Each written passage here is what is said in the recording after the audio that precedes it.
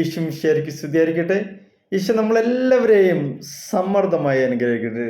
നമുക്ക് സുഭാഷിതത്തിന്റെ പുസ്തകത്തില് 16-ാം അധ്യായത്തിലെ 3-ാം തിരുവചനം വായിക്കാം.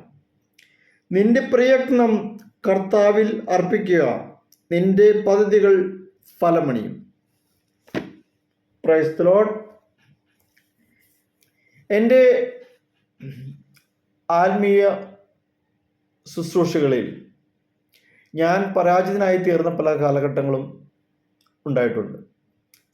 അവയെല്ലാം വിശകലനം ചെയ്തപ്പോൾ വളരെ രസകരം, അതുപോലെ തന്നെ ചിന്തയിലേക്ക് കടന്നു പോകുന്നതുമായ കാര്യത്തെക്കുറിച്ചുള്ള ഒരു ചെറിയൊരു സന്ദേശമാണ് ഞാൻ ഇതിലൂടെ തരാൻ ആഗ്രഹിക്കുന്നത്.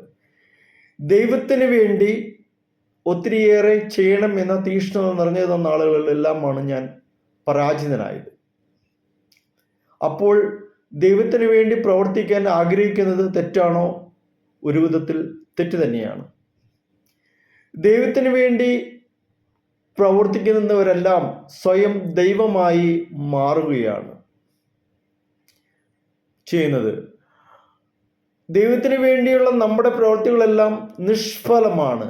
മറിച്ച് നമ്മിലൂടെ ദൈവത്തിൻ്റെ പ്രവൃത്തികളാണ് ഫലകരമായിട്ട് അല്ലെങ്കിൽ അത് ഫലമായി തീർന്നുകൊണ്ടിരിക്കുന്നത്, അത് പ്രാവർത്തിക മേഖലയിലേക്ക് കൊണ്ടുവരേണ്ടത്. കർത്താവിനെ പ്രവർത്തിക്കാനായി നമ്മെ വിട്ടുകൊടുക്കാൻ തയ്യാറാവാതെ ദൈവത്തിൻ്റെ പ്രവൃത്തികൾ സ്വയം ചെയ്യാനായി ചാടിപ്പുറപ്പെടുന്നവരെല്ലാം നിരാശ ഏറ്റുവാങ്ങേണ്ടി വരും. എല്ലാം ചെയ്തു കഴിഞ്ഞ് ഞങ്ങൾ പ്രയോജനമില്ലാത്ത ദാസന്മാരാണെന്ന് കരുതുന്നവരാണ് ഈശോ പഠിപ്പിച്ചത്. എന്നാൽ എൻ്റെ ജീവിതത്തിലൂടെ ദൈവത്തിൻ്റെ പ്രവൃത്തികൾ നിറവേറ്റാൻ തുടങ്ങിയപ്പോൾ ഞാൻ വിചാരിച്ചു ഞാൻ പ്രയോജനമുള്ള ദാസനാണ്. അതിനാൽ കർത്താവിനായി ഒത്തിരിയേറെ കാര്യങ്ങൾ ചെയ്യാൻ ഞാൻ തീരുമാനമെടുത്തു. അധ്വാനിച്ച് തളർന്നതല്ലാതെ ഒരു കാര്യവും ശരിയായി ചെയ്യാൻ എനിക്ക് കഴിഞ്ഞില്ല. ഞാൻ ചെയ്യാൻ ഉദ്ദേശിക്കുന്നതെല്ലാം നല്ല കാര്യങ്ങളായിരുന്നു.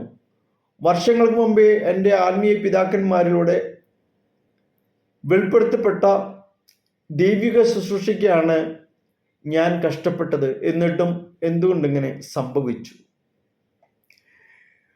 ലക്ഷങ്ങൾ ശമ്പളമുള്ള ജോലി ഞാൻ ഉപേക്ഷിച്ചിട്ടുണ്ട്. കർത്താവിന് വേണ്ടി കാര്യമായി ഒന്നും ചെയ്യാൻ കഴിയുന്നില്ലോ എന്ന വേദന നിരന്തരം എന്നെ തളർത്തി. ഒടുവിൽ ദൈവം എന്നെ ഏൽപ്പിച്ച കാര്യങ്ങൾ ഞാൻ നിറവേറ്റിയില്ല എന്ന ചിന്ത മൂലം കർത്താവിൻ്റെ മുഖത്തേക്ക് നോക്കാൻ പോലും ഞാൻ മടിച്ചു.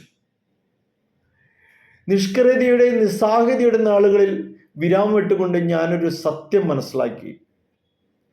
എനിക്കൊന്നും ചെയ്യാനുള്ള കഴിവില്ല എന്നുള്ള സത്യം. എനിക്ക് ചെയ്യാൻ കഴിയുക ഏക കാര്യം പാപം മാത്രമാണ്. പ്രിയമുള്ളവരെ, അത് തിരിച്ചറിഞ്ഞ് അംഗീകരിച്ചപ്പോൾ ദൈവത്തിൻ്റെ പ്രവൃത്തികൾ വീണ്ടും എന്നിലൂടെ യാഥാർത്ഥ്യമാകാൻ തുടങ്ങി. സ്വയം പ്രവർത്തിക്കാൻ കഴിവുണ്ടെന്ന് കരുതുന്നവർക്ക് വേണ്ടി ദൈവം പ്രവർത്തിക്കേണ്ട ആവശ്യമില്ലല്ലോ. കഠിനമായി അധ്വാനിച്ചിട്ടും ഒന്നും ശരിയാകാതെ വരുമ്പോഴും രാത്രിയും പകലും പിരിമുറുക്കം കൊണ്ട് തളരുമ്പോഴും മറ്റുള്ളവരെ നന്നാക്കാൻ ശ്രമിച്ച് പരാജയപ്പെടുമ്പോഴും ഇതോർത്തു വയ്ക്കുക. നീ ദൈവത്തിൻ്റെ ജോലി ചെയ്യുകയാണ്. ദൈവത്തിൻ്റെ ജോലി ദൈവം തന്നെ ചെയ്യട്ടെ. ആ ദൈവത്തിനായി, സഭയ്ക്കായി, സമൂഹത്തിനായി നീ രൂപം കൊടുത്ത പദ്ധതികളൊന്നും യാഥാർത്ഥ്യമാകാതെ വേദനിക്കുമ്പോൾ തിരിച്ചറിയുക, നിന്റെ പദ്ധതികൾ ദൈവത്തിൻ്റെതാകുമ്പോഴും ദൈവത്തിൻ്റെ പദ്ധതികൾ നിൻ്റേതാക്കി മാറ്റുമ്പോഴും നിന്നെ കാത്തിരിക്കുന്നത് പരാജയമാണ്. നാം പ്രയോജനശൂന്യമായ ദാസന്മാരായി തീരുകയും ചെയ്യും. അതിനാൽ നമ്മളെ വിട്ടുകൊടുത്തുകൊണ്ട് ദൈവത്തിൻ്റെ പ്രവൃത്തികൾ നമ്മളിലൂടെ പൂർത്തീകരിക്കാനായിട്ട് ശ്രമിക്കുക. അവിടെയാണ് വിജയം സുനിശ്ചിതമായിട്ട് വരുന്നത്. അതുകൊണ്ടാണ് സുഭാഷിതൻ്റെ പുസ്തകത്തിൽ പറഞ്ഞ വചനം എന്നെ സ്പർശിച്ചത്. മനുഷ്യൻ പദ്ധതികൾ വിഭാവനം ചെയ്യുന്നു, അന്തിമമായ തീരുമാനം കർത്താവിൻ്റെതത്രേ. ഒരുവിന് തൻ്റെ നടപടികൾ അന്യോന്യമെന്ന് തോന്നുന്നു, കർത്താവ് ഹൃദയം പരിശോധിക്കുന്നു. നിന്റെ പ്രയത്നം കർത്താവിൽ അർപ്പിക്കുക, നിന്റെ പദ്ധതികൾ ഫലമണിയും. അതാണ് ചെയ്യേണ്ടത്.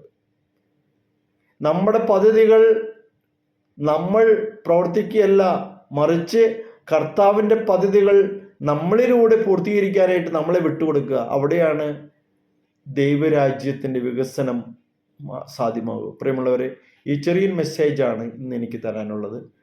നമുക്കൊന്നും പ്രാർത്ഥിക്കാം പൂർണ്ണമായിട്ട്. ദൈവമേ, അങ്ങയുടെ മഹത്തായ പ്രവർത്തികൾ ചെയ്യുവാൻ അവിടുന്ന് ഞങ്ങളുടെ ജീവിതങ്ങളെ ഉപയോഗിച്ചാലും അങ്ങയ്ക്ക് വേണ്ടി വലിയ കാര്യങ്ങൾ ചെയ്യുന്നതിനേക്കാൾ വലുത് അവിടത്തേക്കായി എൻ്റെ ജീവിതം മുഴുവൻ വിട്ടുതരിക എന്നതാണല്ലോ. അങ്ങയ്ക്ക് ഇഷ്ടമുള്ളത് എന്നിലൂടെ പ്രവർത്തിക്കണമേ, ഞങ്ങളിലൂടെ പ്രവർത്തിക്കണമേ.